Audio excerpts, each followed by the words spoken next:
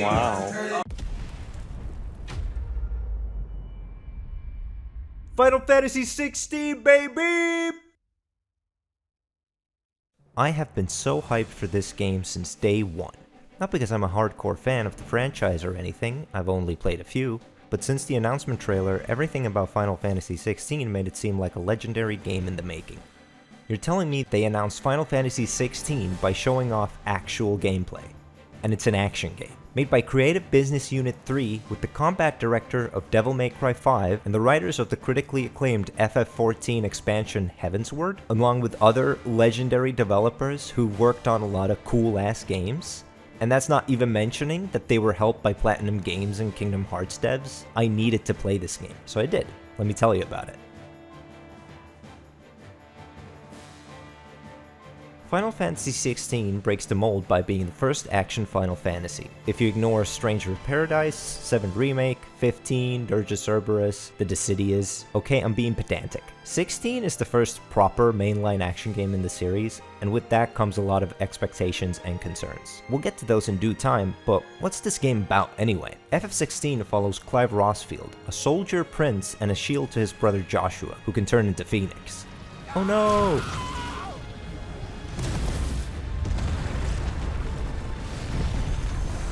Unfortunately, some Game of Thrones stuff goes down, which kinda snowballs into everything going to shit. Then after 13 years, the game starts. Clive's a slave now, cause this world is super racist towards people who can do magic, but he gets rescued by Cid, the coolest guy of all time. After this, you go around the lands to help out and free other enslaved people by doing boneless devil may crying all over everyone. There's adventure, there's side quests, there's towns, there are a bunch of monsters, there's chocobos, and you can get one, thank god. The running is so slow in this game, and you can only sprint outside of towns. This game's about killing dominants, people who turn into Final Fantasy summons, sucking up their powers and using them to free slaves and building a better home for them. Man, this game should have had a base building thing. Anyway, the game's gorgeous. It looks super good, however it does also run kinda bad. Even on performance mode, the frame rate sometimes dips all the way to below 30, which is not great. Thankfully, the game does about everything it can to keep up a solid 60 during combat, which it seems to succeed at most of the time. But it does sacrifice resolution to achieve this at times. Sacrificing performance for visual fidelity is always disappointing and frustrating to me when it affects the experience with dips in frame rate. But when the game runs so bad I can't even take in and appreciate the beautiful environments created because of how choppy the game's running and how aggressive the motion blur is, then was it really worth it? I'm on performance mode. I'm willing to look at lower fidelity assets in favor of frame rate. And when other contemporary games are much smoother on their respective performance modes, it's hard not to look at FF16 and think that surely this aspect of the game could have been better. Another thing pertaining to the look of the game is that it's really dark. Certain sections get so dark it gets really difficult to see, and it doesn't help that sometimes these sections have enemies that almost perfectly blend into the background. Not everyone has HDR monitors, you know. Now I'm not going to delve too much into it, but I thought I'd mention a little about the discourse surrounding this game. Pre-release I felt a little bit crazy because it seemed like I was the only person in the world excited for this game, and definitely the only person who was impressed that the game was announced with gameplay. Early on, a lot of people were talking about how the aesthetics were boring.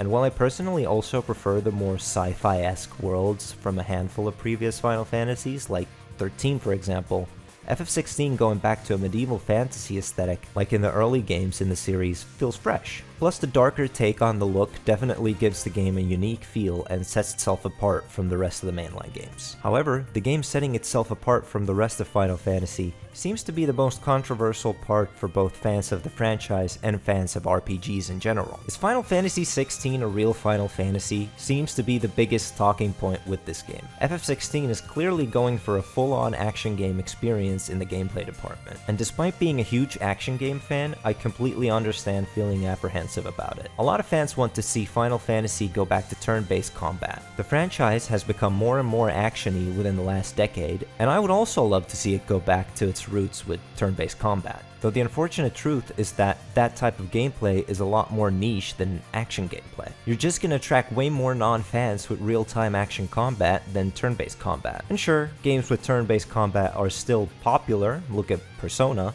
but I'm willing to bet most people don't go to Persona for the combat, but rather the characters. For us turn-based combat enjoyers, our best bet to get that kind of experience from Final Fantasy again is a spin-off. Final Fantasy is a big franchise with a prestigious pedigree, and Square Enix is going to want the mainline games to be as appealing as possible to the biggest audience possible, while of course still retaining its own flavor. But it's not only the combat that made fans question 16's validity as a Final Fantasy. Discussions about whether 16 can even be called an action RPG got quite heated once people got their hands on the game. Now, genre discussions really annoy me because I find them to be completely pointless. Most game genres don't really make sense. Everyone has their own ideas on what it means to be part of X genre, and these debates never go anywhere. So any discussion on what is an RPG and what constitutes as an RPG mechanic, I'm not interested in. But therein lies some actual valid criticism of the game. When it comes to FF16's RPG mechanics, they are kinda lacking, at least when compared to other Final Fantasies or even its action RPG contemporaries, like the new God of Wars. The RPGing here comes from equipment and abilities. You can equip Clive with a sword,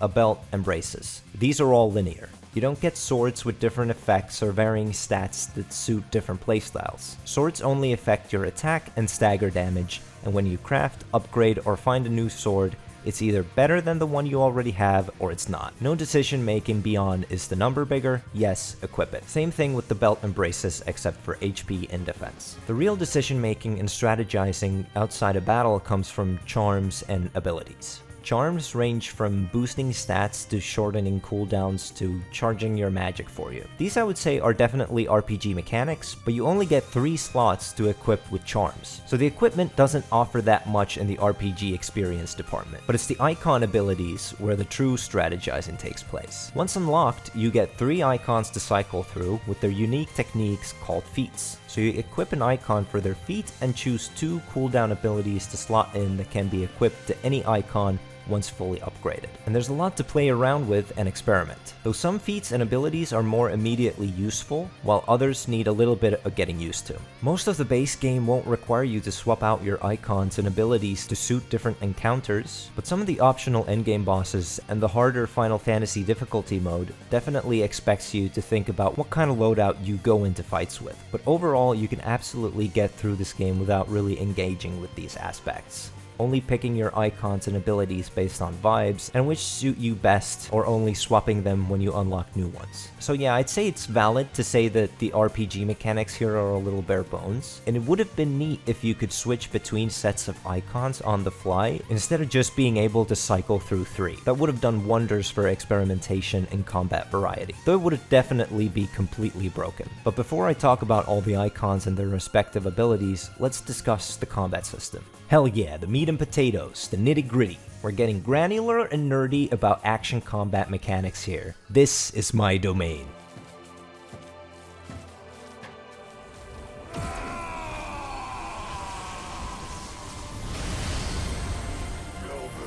It's pretty immediately apparent that Final Fantasy XVI has some major Devil May Cry influence. Even without knowing that the combat system was designed by a DMC dev, the feel is quite similar and a single basic attack button gives it away from the get-go. In addition to that, you have a magic button, a jump, your icon feat, and dodge. The D-pad controls your wolf buddy, Torgal, as well as letting you use items. There's also a lock-on, crucial to any action game, despite what other games would have you believe. Everything in this game feels super good to do. Controls feel responsive, and the juice dripping from every action, meaning particle effects, sound effects, and other extra flourishes, makes everything feel so satisfying. I just wish you could remap the controls. There's multiple control layout options, but that's nowhere near adequate, honestly, for any game. I mean, how are we still doing this? Every game should let you remap controls at this point. It's the most basic accessibility option. Is this the Platinum Games influence? At the start of the game, when your toolkit is at its most basic, I noticed I quickly came to yearn for more tools. The 4-hit basic attack ground combo and 3-hit air combo were not quenching my thirst and expectation of proper action gameplay. I thought this was fine because clearly they wanted the player to get used to, first of all, being a proper action game, and second, to learn the magic burst system. The magic burst system, if you're familiar, is similar to Nero's Exceed system from Devil May Cry. A system where after executing an attack, you can press the magic button, timing it when the attack connects for a follow-up magic burst. This is honestly a whole lot of fun and very satisfying to learn and master it throughout the game. Though unfortunately, it does get a bit stale when you're only doing it with the handful of basic attacks you're equipped with for 60 hours. And herein lies my biggest flaw with the game. Unlike pretty much any other action game, especially one on this level of quality, FF16 only provides you with the one weapon,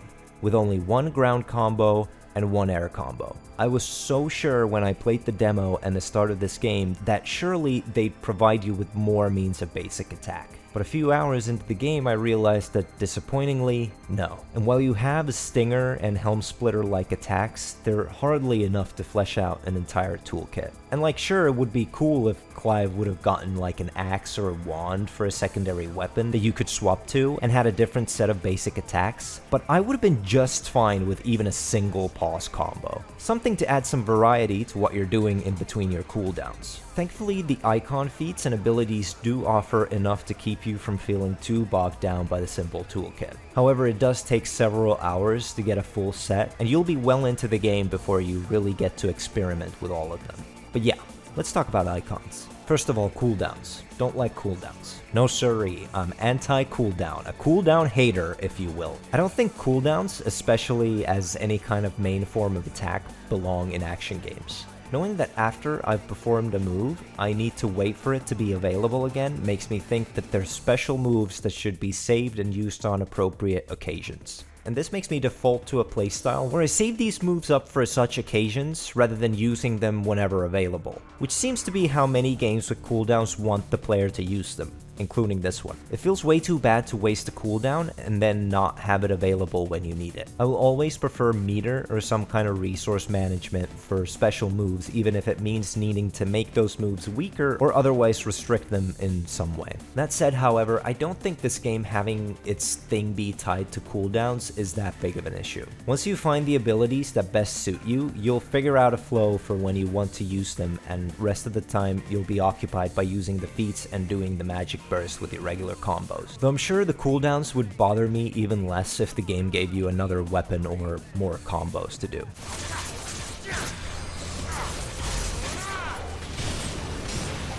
But when it comes to icon abilities themselves, you start out with Phoenix that lets you quickly close in on the enemy. You can perform follow-up melee and magic attacks right after it. The Phoenix shift is certainly useful, especially for air combo purposes, but does lose a little bit of utility as a gap closer after learning the lunge, despite covering more ground, especially because even though it looks like it would have invincibility frames, it doesn't. The Scarlet Cyclone ability is quite useful for crowd control. Heat Wave is a projectile attack that absorbs projectiles, and Rising Flames works as a launcher, but really only for small enemies. Garuda's icon feat is possibly the most useful. Deadly Embrace grabs enemies from a distance and pulls them to you, but props you up into the air if performed on a larger enemy, just like Nero's Devilbringer. Considering that when enemies are brought to a partial stagger, you can pull them down with this and make them vulnerable for more stagger damage. For quicker staggers, I see no reason to ever swap off from Garuda. Garuda's cooldowns seem to be focusing on stagger damage. Gouge is a big multi-hit attack.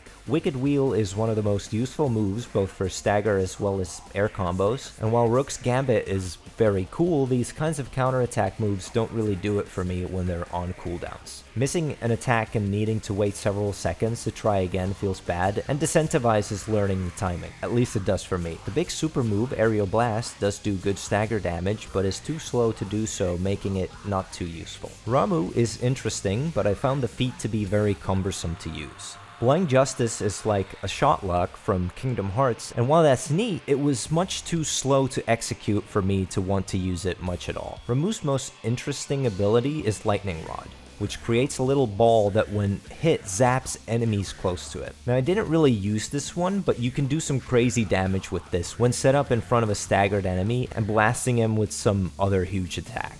Titan is the best one of the bunch, just straight up. The feat Titanic Block is a parry, and while there is a regular parry in the game, in the form of attacking an enemy right when they attack, Titanic Block is much easier to time and is just way cooler. I mean, look at this.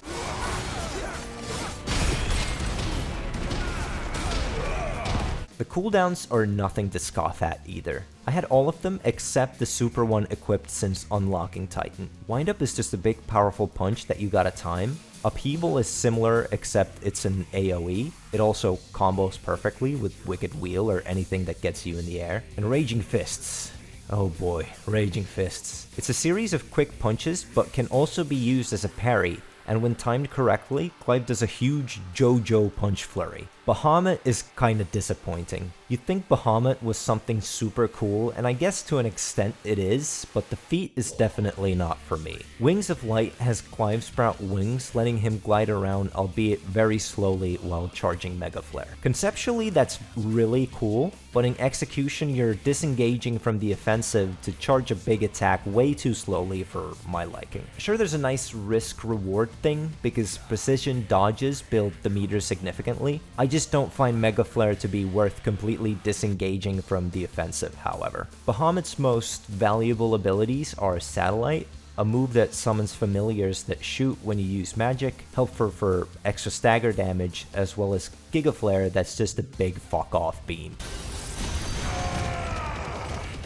Shiva's neat and powerful, but despite Cold Snap freezing enemies around you when timing a dodge with it, it does kinda replace the dodge in utility, which is a bit weird. The freezing, however, is super strong. The Mesmerize ability is pretty cool also, pulling in multiple enemies. Now Odin, the last icon you get, was finally the one to get me to change my Phoenix Garuda Titan loadout. The feat Arm of Darkness kind of addresses my problem with this game only having one weapon by letting you switch to Odin's Blade, it having its own moveset. Unfortunately, this moveset doesn't do much damage at all, however it does charge the Santetsuken meter, which when filled up can be used to do one of the sickest moves in the game. It's a Judgment Cut. It will literally clear out all regular enemies in the area. The cooldowns are also for filling the meter and are all very cool, but one of them, Rift Slip, is the most interesting. It lets you cancel pretty much any animation. Personally, I'm not hardcore enough of a gamer to use it, but I'm sure there's cool stuff that this enables. Despite the game not requiring you to play it like the average action game, meaning encouraging you to learn the ins and outs of the mechanics and styling your way through enemies, you can absolutely do all sorts of combo mad stuff here. But when it comes to all these icon abilities, even though they might at first seem cumbersome, you can absolutely make use of them for breaking bosses in half. But even if Clive's moveset is a bit lackluster in the basic attack department, a playable character's toolkit is only half of a good combat system. The enemy design is just as important, and it is the enemy design that Final Fantasy XVI does brilliantly. One complaint that I do have about enemy design though,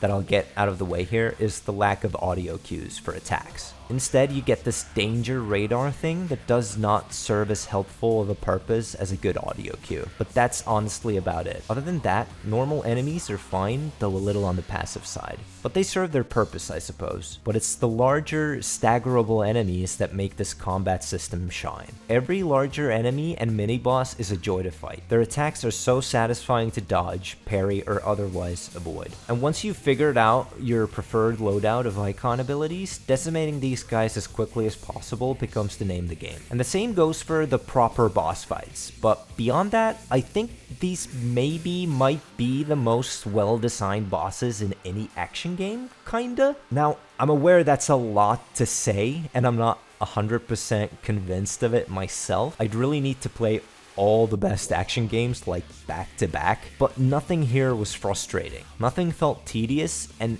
anytime I felt anywhere close to experiencing those kinds of emotions during a boss, I knew I could have been playing better. Every boss encounter felt fun, engaging, and interesting. This might not sound like the greatest argument for the most well-designed bosses, but I was super impressed by almost every boss fight in this game. Maybe it's recency bias talking, but A lot of these bosses shot all the way up to some of my favorites, especially when we're talking about the icon fights. Both the fights with the dominants outside of their icon forms, as well as the icon fights themselves where Clive transforms to Ifrit, are like religious experiences. The spectacle present in these fights are only rivaled by Asura's Wrath, which is saying a lot. But unlike Asura's Wrath, FF16 is an actual proper video game. Like, I mean this with zero hyperbole.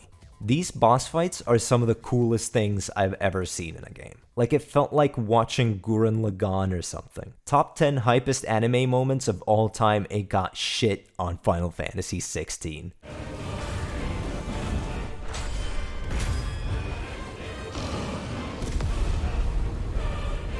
But unfortunately, the game fumbles the bag here too, a little bit.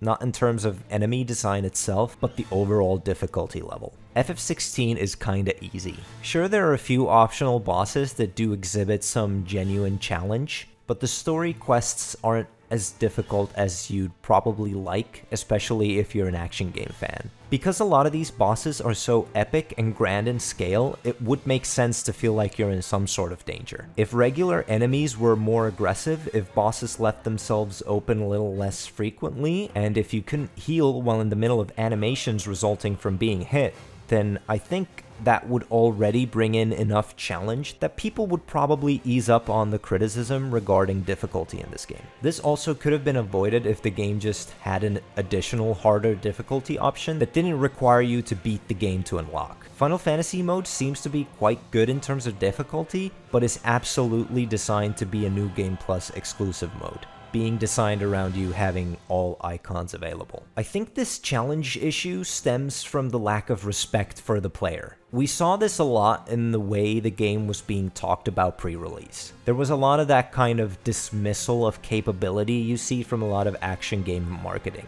Like, oh, don't worry, this is perfectly accessible for people who are not familiar with action games. Now, obviously, there's nothing wrong with accessibility. Games should absolutely be accessible, but I would bet that at least some of the design present here got compromised in favor of people unfamiliar with action games, which resulted in the action game experience taking a hit. Surely there could have been a bigger emphasis in the existing difficulty modes, story-focused and action-focused, to reflect more of the kind of experience they're promising. When games like Elden Ring are massive hits, I don't think your game being a bit difficult is that big of a deal, especially when your game is an action game. But enough about nerd shit, let's talk about the other kind of nerd shit. I might have had high expectations of the gameplay that weren't exactly met, but my expectations for the story were exceeded. So if you haven't played this game, go and do that, because I absolutely recommend it, because now I'm going to start throwing spoilers around. Yeah, unsurprisingly, it's the story that's the true highlight of Final Fantasy XVI. The plot kicks off with what could be called a Final Fantasy take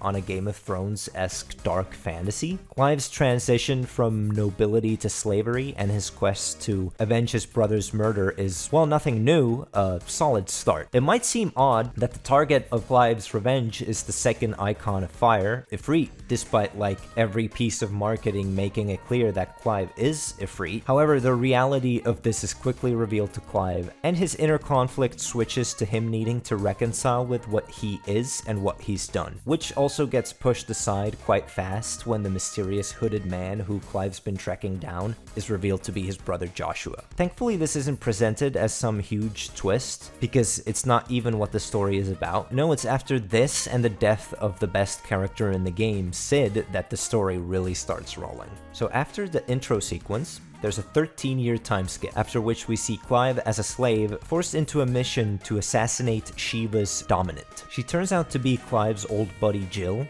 which makes him revolt against his superior. Afterwards, he's saved by best character in the game, Cid, who brings the both of them to his little commune where bearers, the people enslaved for having magical abilities, can live freely. With Cid, Clive goes from a revenge-obsessed brooding grump to a mentally broken mess after figuring out he's the monster who killed his brother, to ultimately someone who, just like Sid, wants to tear down the current system of injustice and oppression and make a better world for everyone. Sid figures out that the mother crystals, big honking crystals that reside in every kingdom, are responsible for the Blight, a clear climate change allegory, and enacts a plan with Clive and Jill to destroy them. This results in Sid's death, the revelation to Clive that Joshua is alive, as well as the introduction of the main villain, Ultima. After another time skip, this time the length of 5 years, Clive has taken on Sid's name as an alias and is actively working on freeing bearers and planning on destroying the remaining mother crystals. I was already enjoying the story before this, but it's here where I fell in love with it. Clive taking over the leader of a community is a great way of conveying his ideals, the game's message, and getting to know the supporting cast. When I was a couple of hours into this game, I wasn't expecting to care about these characters as much as I did by the end of the game. Few characters here are duds. Gav, Goots, Karen, Otto, Blackthorn, Tarja, Mid, all these characters really grew on me, and when the inevitable power of friendship motif came into play, it really resonates, because I genuinely care about Clive's friends. You really bond to these characters, both in the main story, but especially in the side quests. The rest of the cast is wonderful too. There's a lot of interesting stuff going on here with many of them, like Hugo Kupka, the dominant of Titan, being hopelessly in love with the dominant of Garuda, Benedicta. So after her death, his psyche breaks, becoming more easily manipulated by Ultima. And Barnabas Tharm, Odin's dominant, who despite being completely stoic like 99% of the time, has this moment during his boss fight where he starts laughing maniacally like a crazy psycho anime villain. He's also heavily implied to have an Oedipus complex, so that's certainly something. Though once again, unfortunately, FF16 does falter in the character department a little bit. The depiction of major female characters is a bit iffy. Benedicta, I would say, is a good character, though she's kinda just thrown away after becoming irrelevant to the larger plot, and not in the most respectful of manners. Annabelle, Clive's and Joshua's mother, is just cartoonishly evil.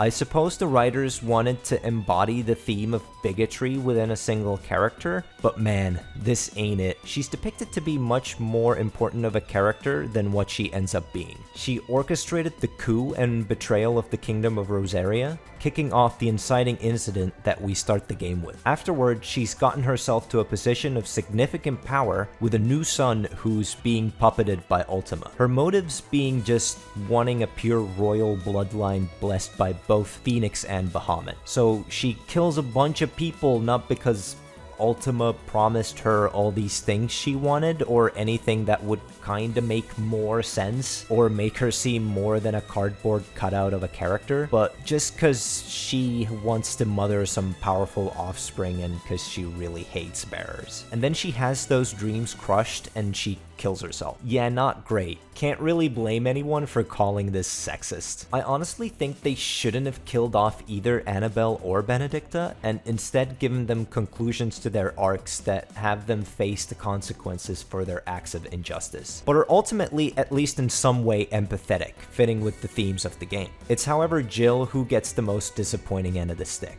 She might have an arc and everything, but she lacks a personality. Clive and Jill falling in love would have hit a lot harder if Jill was even a little bit more likable than not at all. Like every other character in this game exhibits some kind of personality, but Jill, the love interest, doesn't. That's weird. Thankfully, Mid, Tarja, and Karen are here to tank at least some of the misogyny allegations. Now, even though Final Fantasy XVI stumbles a little bit with the female characters, and that's definitely a big blemish, this is honestly probably my favorite cast in any game, maybe. I can't remember the last time I cared this much about the characters of a game. Certainly not being this into the supporting cast as well as the main characters. But it's not just the characters that made me fall in love with this game's story, but the message and the politics. That's right, We're talking about the base politics of Final Fantasy XVI. I love me some political statements in video games, especially when they're leftist, and boy is FF16 leftist. So Sidolphus Telemann, or Sid the Outlaw, is so clearly an anarchist. He's built a self-sustaining commune for oppressed people that's completely separate from the unjust system he seeks to tear down. And he's doing it through violent means, but the game doesn't admonish this violence, but very explicitly calls it just and necessary. Final Fantasy XVI said, "Go blow up those oil rigs and pipelines, anarchists."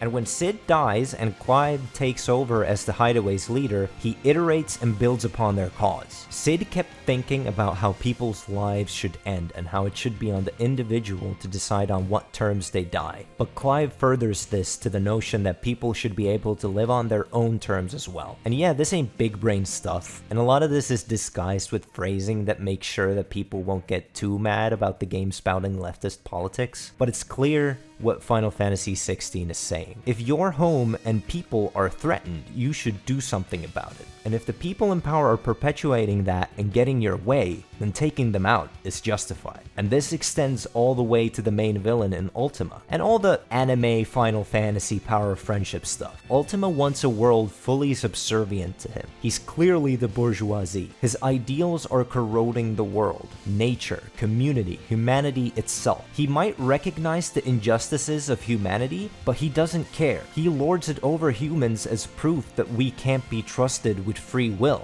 and that we should surrender our dreams of a unified, just world and serve him eternally. Tell me this doesn't sound like every right-wing freak's argument when they dismiss any thought of striving for a better world as utopian thinking. Oh, you want a better world? Stop living in a fantasy. No, because it is in fact the power of friendship that gets us there. Community, coming together and helping each other out, filling in for others' shortcomings. We see it all the time, and we see it through Final Fantasy XVI. Ultimately, Final Fantasy XVI tells a strong story with wonderful characters and a powerful message. It also has some of the hypest moments I've ever seen in my life. The heart and soul on display here is palpable, and despite the game faltering in disappointingly many ways, I have to say it's still a must-play. Low challenge, lack of variety in combat and RPG mechanics, as well as a handful of underwritten characters, while absolutely big issues, did not affect my overall experience negatively. Finishing this game left me truly satisfied. It took me 60 hours and I still felt like I didn't want the game to end when I only had the final mission left. The criticisms for this game are harsh but valid, but overall it needs to be played. The combat is cathartic, the bosses exciting, the story great, the characters amazing, and the message needed. So despite its shortcomings, Final Fantasy XVI is a gem.